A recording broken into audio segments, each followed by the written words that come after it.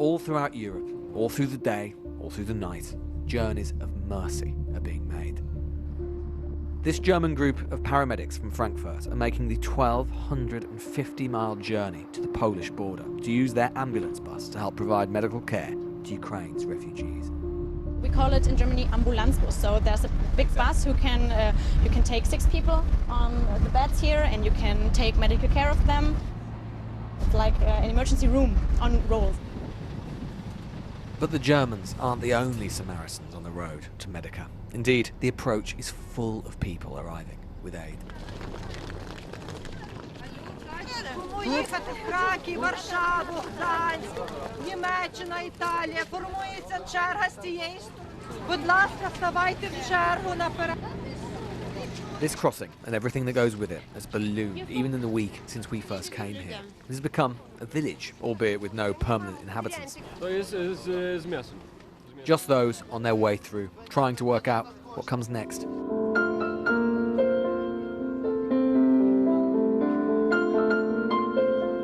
A process even set to music. Surreally, almost no item can't be found donated or abandoned at this weird frontier.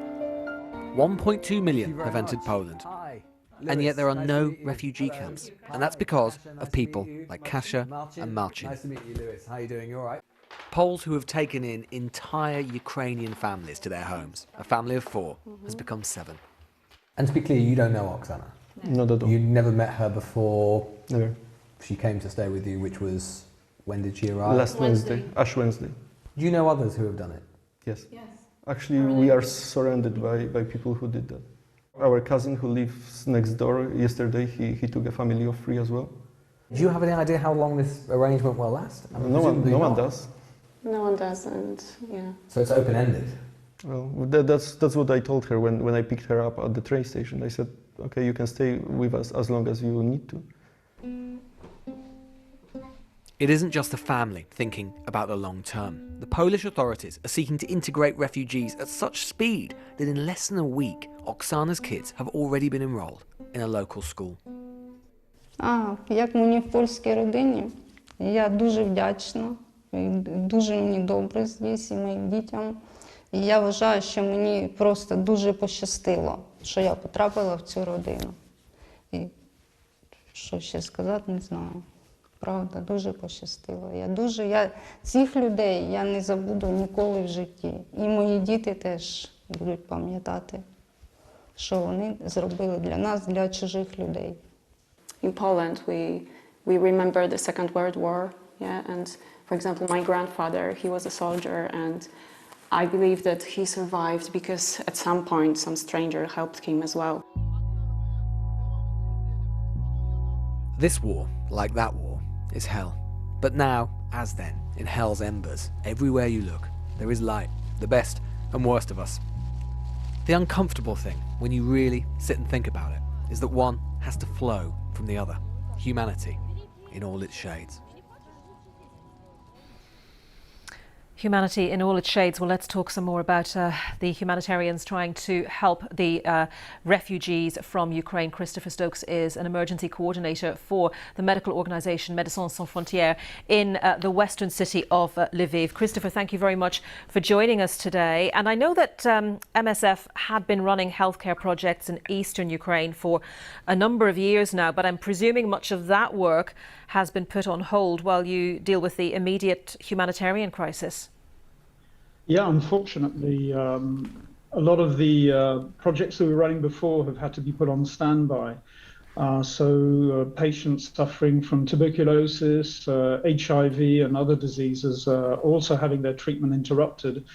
And we've shifted to emergency response to try and provide medical supplies as quickly as possible into these cities. And it feels very much like a race against time, because these access to a lot of these cities is closing, and it's getting harder and harder to bring in supplies. We sent some by train this weekend, emergency surgical equipment to Kiev, and we know that the Ministry of Health there has dispatched some of our supplies further deeper into the country. But that's one issue of deep concern.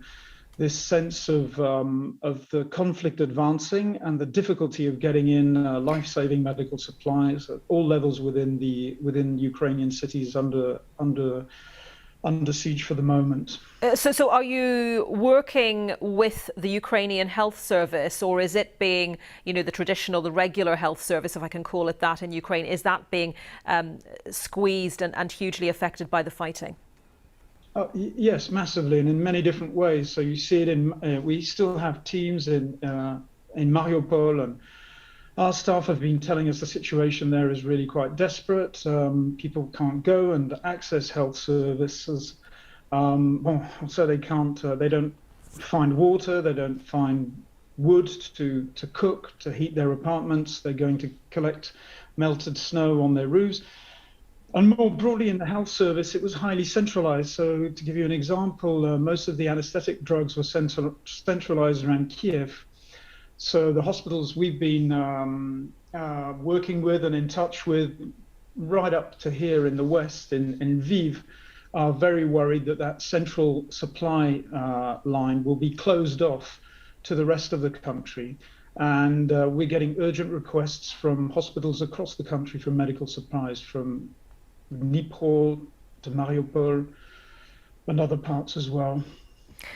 So give us an overview, Christopher, then of the main healthcare issues you're dealing with. Presumably you're seeing people, injured as a result of this conflict, as well as secondary impacts, perhaps dehydration. You were mentioning, for example, in Mariupol, where there had been no access to water for a week, as well as regular health conditions that people are suffering from. Yeah, I'll give you one example.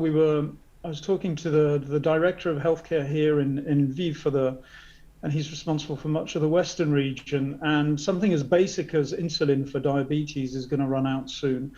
So you've got a combination of war wounded and the treatment, including of civilians who are not receiving the protection that they should be receiving in a conflict, and chronic diseases that can be life-threatening, where supplies will be running short very soon. So it's the combination of both that is really particularly worrying, and that's linked really to the speed of the war, the way and its scale, the speed and scale of the war across the country. I've worked in many many conflicts and wars, going back to Chechnya in the 90s and Afghanistan. But the speed and the scale here is quite something, and it's very difficult to bring in the supplies on time and at the right scale, basically. And Christopher, have you personally seen or heard from trusted sources any evidence of the humanitarian corridors working? Because, clearly if people can get safely out, that reduces the pressure on the healthcare service in Ukraine, on organisations like yourselves.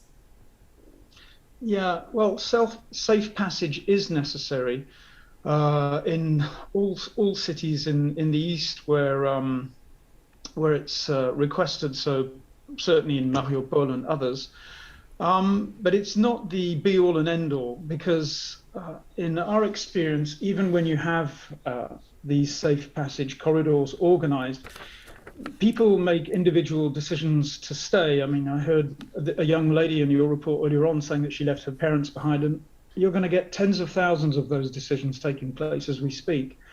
And people do decide to stay and remain. I've seen it, and we've seen it in many contexts, and then they can change their mind because they run out of water, they run out of supplies, and they thought they've lived in a town all their lives, and somewhere down the road after the artillery shelling, and they change their mind. So these safe passages are one part of it, but people who remain behind need to receive protection. They shouldn't. It's not a free-for-all once these safe passages have been organized. There will remain civilians, in our experience, who will choose to stay until the last minute because they've lived there all their lives, and they need to be protected as well. And it's not only about very selected moments where safe passage can be organized. People have to be able to move out and be protected. Civilians, under international humanitarian law, should receive protection. And if they choose to leave by car outside of one of these, once these corridors is closed, if they change their mind, they should be able to leave safely. And this will happen across the country as the war rolls on. Christopher Stokes, good luck to you and all your teams working in Ukraine. Christopher Stokes from Médecins Sans Frontières, Doctors Without Borders.